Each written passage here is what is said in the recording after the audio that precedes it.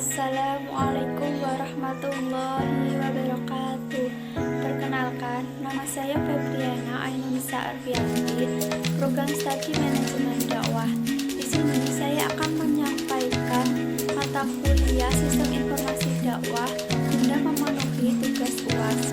Di sini saya akan mempresentasikan subsistem Sistem Informasi Manajemen Dakwah. Setiap fungsi akan diuraikan sebagai subsistem informasi untuk mendukung pengendalian operasional, mengendalikan manajemen, dan perencanaan strategik sebagai berikut. Yang pertama, subsistem pemasaran. Fungsi pemasaran biasanya meliputi semua kegiatan yang berkaitan dengan promosi dan penjualan produk atau jasa.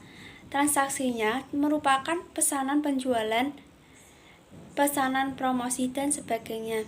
Kegiatan pengendalian operasional mencakup pencarian dan pelatihan tenaga kerja, penjadwalan sehari-hari, usaha penjualan dan promosi, status pengiriman harian, karena semuanya ini mempengaruhi kepuasan pelanggan.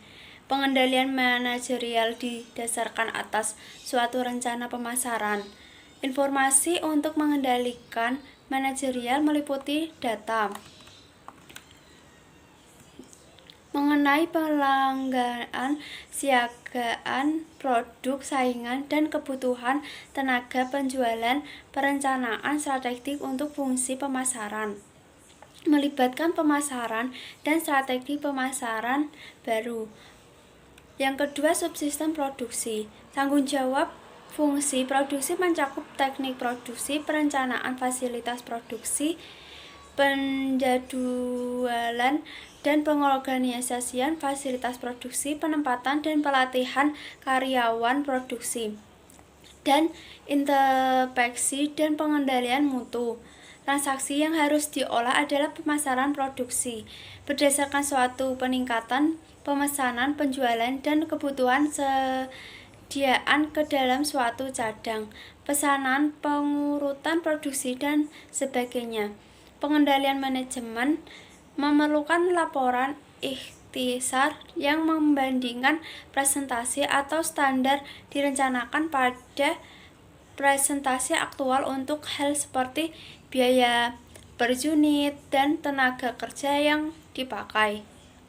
Perencanaan strategik untuk produksi mencakup pilihan pendekatan produksi dan pilihan pendekatan pada automatisasi.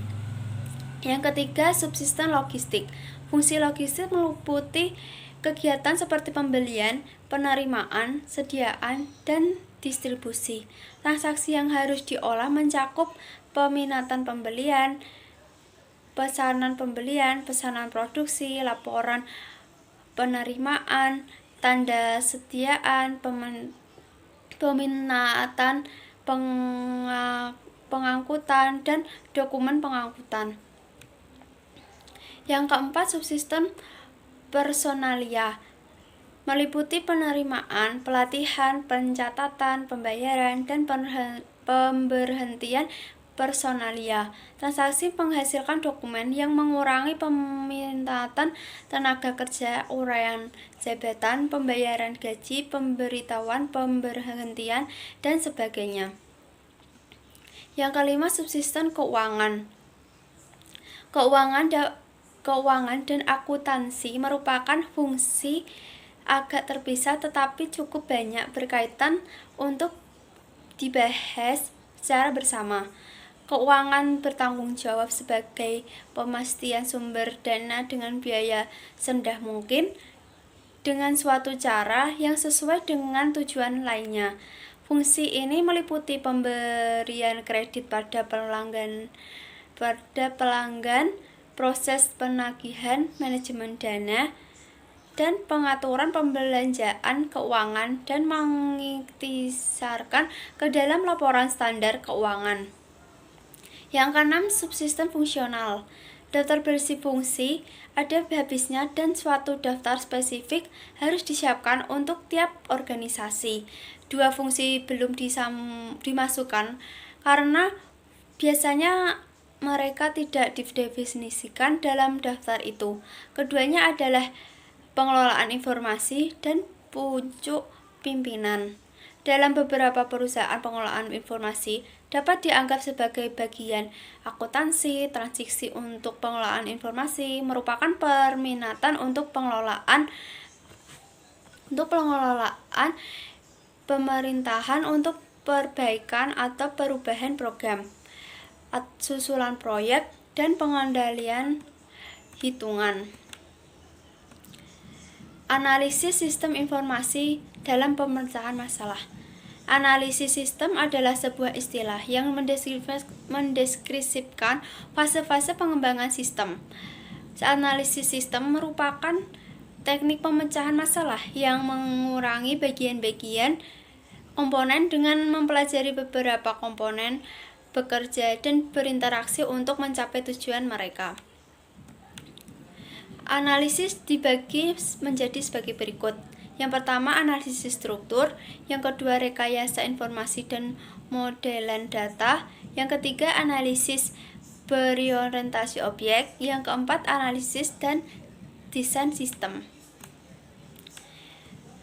Analisis pengembangan sistem informasi. Perkembangan teknologi informasi saat ini sudah memasuki segala bidang seperti bidang pendidikan, bidang kesehatan, bidang bisnis, jual beli, dan pemerintahan. Banyak kemudahan yang dapat diberikan oleh teknologi informasi saat itu, terutama dari segi efisien, keakuran, dan kebaharuan informasi yang dihasilkan dari teknologi informasi. Proyeksi teknologi informasi saat ini sebagian besar dapat dirasakan dalam bentuk perangkat lunak berupa sistem informasi. Dalam pengembangan sistem informasi diperlukan tahapan-tahapan menghasilkan sistem informasi yang berkualitas dan baik. Tahapan paling mendasar dalam menghasilkan sistem informasi dalam siklus hidup pengembangan sistem informasi. Tahapan metodenya ada beberapa sebagai berikut. Yang pertama, tahapan perencanaan, tahapan analisis sistem, tahapan perencanaan atau desain sistem, tahapan perencanaan atau implementasi, tahapan pemeliharaan atau perawatan. Tahapan pemeliharaan atau perawatan merupakan tahapan yang dilakukan setelah tahap implementasi yang meliputi penggunaan sistem, penjagaan sistem, perbaikan sistem, dan peningkatan sistem. Cukup sekian presentasi dari saya. Kurang lebihnya saya mohon maaf. Wabillahi taufik wal hidayah. Wassalamualaikum warahmatullahi wabarakatuh.